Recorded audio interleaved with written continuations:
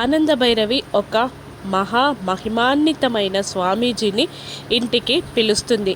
స్వామీజీ ఇంట్లో ఆసీనులయ్యాక ఇలా అడుగుతుంటారు, ఏంటమ్మా ఆనంద, ఇంటిని దర్శించమని ఎందుకో చెప్పావు అని అడుగుతూ ఉండగా, అది స్వామీజీ, మా శరణ్య కొంతకాలంగా మనస్తాపానికి గురైనట్టు అనిపిస్తుంది.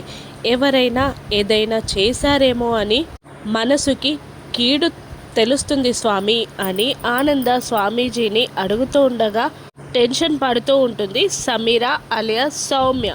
దర్శన్ ఆతృతగా చూస్తూ ఉండగా స్వామీజీ ఇలా చెప్తూ ఉంటాడు, గవ్వలు మంత్రించి వేసి, అవునమ్మా, ఆ అమ్మాయిని ఒకరు పీడిస్తున్నారు, భయపెడుతున్నారు, బాధిస్తున్నారు అని అనగానే ఆనంద షాక్ అవుతుంది. ఇంకెవరు, ఆ సమీర అయ్యుంటుంది అని పైకే అనేసేసరికి దర్శన్ షాక్ అవుతాడు. మళ్ళీ ఆనంద ఇలా అంటూ ఉంటుంది, ఆ సమీర ఇప్పుడు ఎక్కడుందో తెలుస్తుందా స్వామి అనగానే, ఖచ్చితంగా తెలుస్తుందమ్మా అంటూ మళ్ళీ గవ్వలను మంత్రించి వేస్తాడు. వచ్చిన రిజల్ట్ని చూస్తూ తన దివ్య నేత్రంతో సౌమ్య ఎడమ కాలు పెట్టి ఇంట్లోకి ఎంటర్ అవ్వడం చూస్తాడు స్వామీజీ.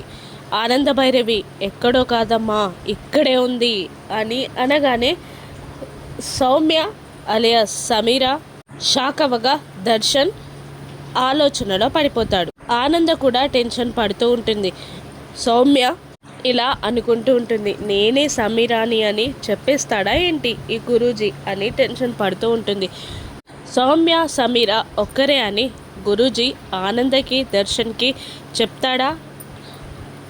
శరణ్యని మానసిక బాధ నుండి దర్శన్ ఆనంద బయటికి తీసుకురాగలరా? రాను ఎపిసోడ్స్లో చూద్దాం. Thank you for watching.